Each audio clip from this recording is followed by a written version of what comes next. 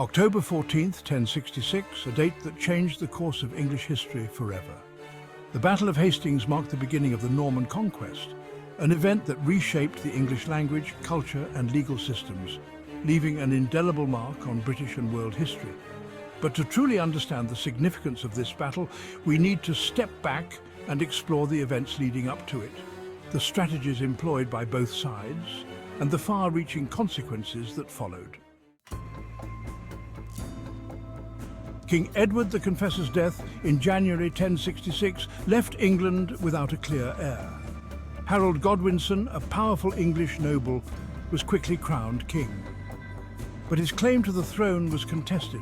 Across the Channel, Duke William of Normandy believed he had been promised the English crown by Edward years earlier. Determined to claim what he saw as his rightful inheritance, William began assembling a massive invasion fleet. Meanwhile, Harald Hardrada of Norway also laid claim to the English throne, creating a three-way struggle for power. In September 1066, Harold Godwinson faced the first challenge, Harald Hardrada's invasion in the north. The English king swiftly marched his army to Stamford Bridge, where he achieved a decisive victory. But this victory came at a cost.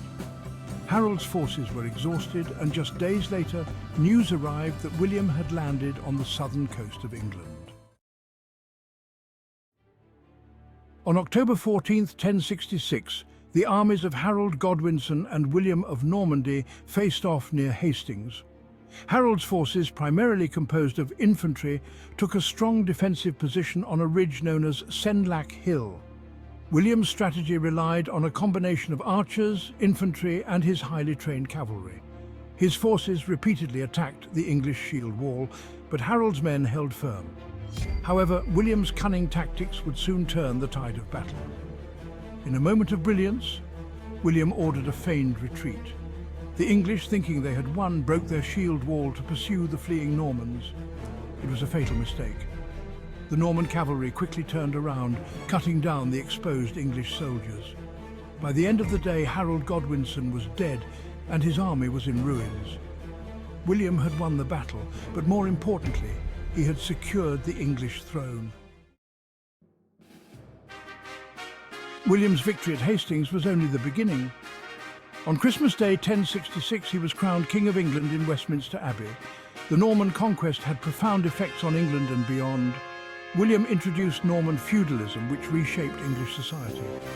The English language began to absorb a vast number of Norman French words, creating the rich, diverse vocabulary we recognize today.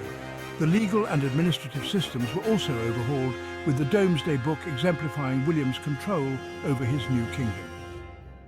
The conquest also had wider implications for medieval Europe. England became more closely tied to continental affairs, influencing the politics, culture and conflicts of the time.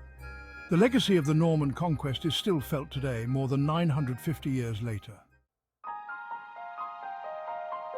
The Battle of Hastings was not just a military victory.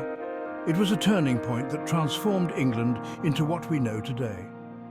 From the words we speak to the laws that govern us, the impact of that fateful day in 1066 is woven into the very fabric of British life. As we reflect on the events of the past, it's clear that the Battle of Hastings was more than a clash of swords. It was the dawn of a new era in England's history. Thank you for watching. If you enjoyed this video, make sure to subscribe for more deep dives into history. Leave a comment below. How do you think the world would be different if Harold had won at Hastings?